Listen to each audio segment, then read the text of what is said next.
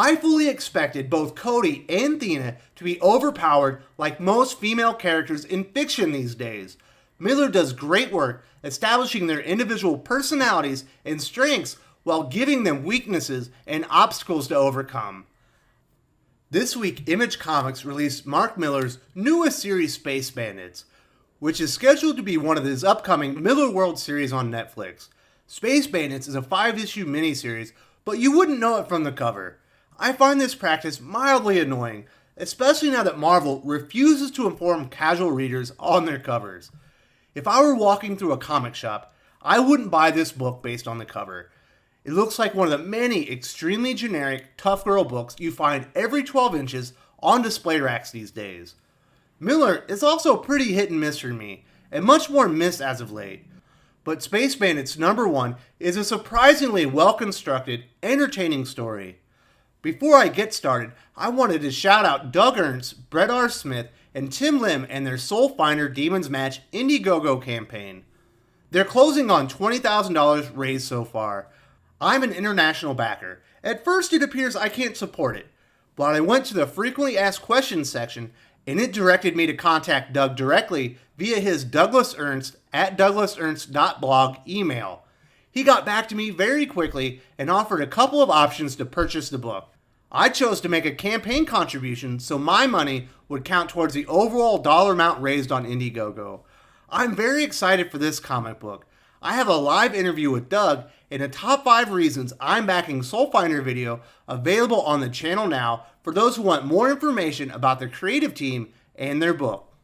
I understand there's a mild controversy regarding similarities between Mag Visaggio's Kim and Kim and Mark Millar's Space Bandits. Comics has a long history of borrowing ideas and tweaking them. Hell, Rob Liefeld practically made it his calling card at one point. I obviously don't know if Millar borrowed inspiration from Kim and Kim, but the covers definitely have the same vibe. I've read a few comics written by Visaggio, but never reviewed her work on the channel. In my experience, her stories are very poorly written and are all generically the same. I actually read a lot of bad comic books I don't review on the channel. I personally don't want to dogpile Mags. It feels like punching down at this point. I do hope to review one of her books in a positive light one day, but she has to write a good one first. We'll see if it ever happens. Enough of crowdfunding campaigns and the Kim and Kim controversy. Let's get to the book. It's basically 2 introductory stories to the main characters, Cody and Thena. Artist Matteo Scalera has a distinct, cool graphic style. The book is filled with plenty of 80s visual nostalgia.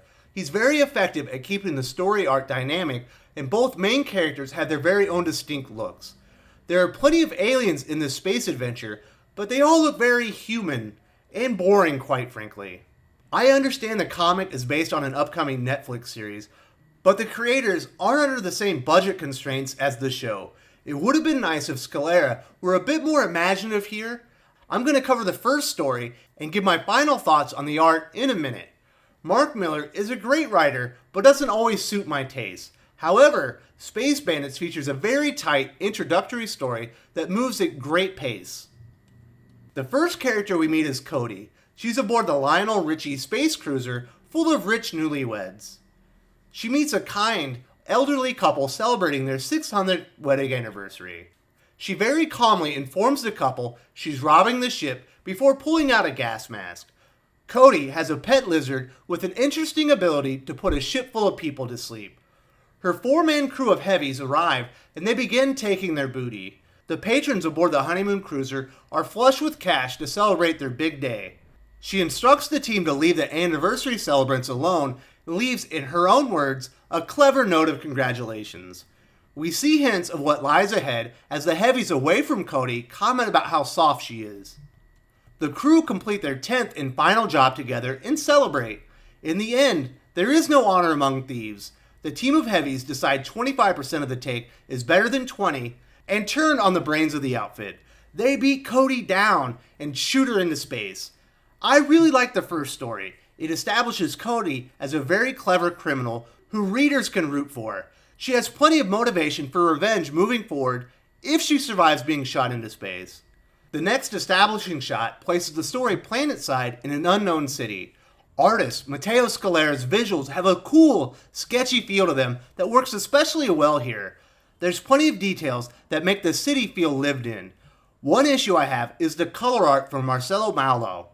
There's far too many pinks and pastels that saturate the visuals. I get the book is going for an 80s look and feel, but they might go a bit too hard with the coloring. I lived most of the 80s with a mullet and rat tail in tow, so I'm probably not as nostalgic about the era as the intended audience. Overall, the graphics are unique and cool, but held back by the coloring. I rate the art in Space Bandits #1, 3 out of 5. Mark Millar introduces Thena in the second story. She has a substantial bounty on her head, and she's a far greater physical threat than Cody. She and her boyfriend are running a grift. He turns her in for the bounty and then breaks her out later. They run this scheme all over the galaxy, increasing the bounty for her arrest along the way. Deena grows tired of running the scheme. Her friends believe her boyfriend is taking advantage of her. She says they have enough money now. He agrees it's time to get out of the con game and settle down.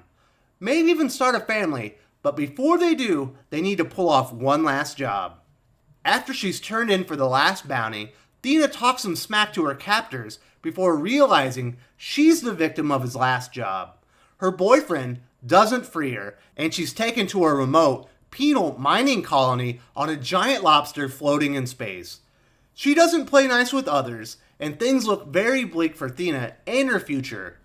Thena is introduced to her new living quarters, and she's pissed. Her boyfriend screwed her over and left her to rot in prison. Thena screams, "This is a mistake." Cody says, "Welcome to the club." The brains and brawn meet for the first time. Mark Millar does great work establishing Cody and Thena's strengths, weaknesses, and motivations. The story is pretty basic overall, but a very enjoyable read. I rate Millar's writing in Space Bandits #1, 4 out of 5. The story reads more like a Netflix script than an actual comic book, which isn't necessarily a bad thing. It's tightly constructed with a terrific pace. The art is solid, but the alien designs are particularly boring. I'm not a fan of the color palette, but fans of 80s nostalgia likely have a different take. I rate Space Bandits #1, 3.5 out of 5 overall. I recommend this to fans of sci-fi and revenge stories. I fully expected both Cody and Thena to be overpowered like most female characters in fiction these days. Millar does great work establishing their individual personalities and strengths while giving them weaknesses and obstacles to overcome. I'm impressed enough by the series' premise to give it a watch when the show premieres on Netflix. I personally find a vast majority of Netflix originals to be of very low quality, especially their movies. Space Bandits #1 has shown me enough to invest my time in the show, despite my low opinion on the current state of Netflix originals. If you enjoyed this video, please give it a like. I would appreciate it very much. It helps us attract more views for the channel. Subscribe for future commentary, comic book news, and reviews. And don't forget to ring the bell for notifications.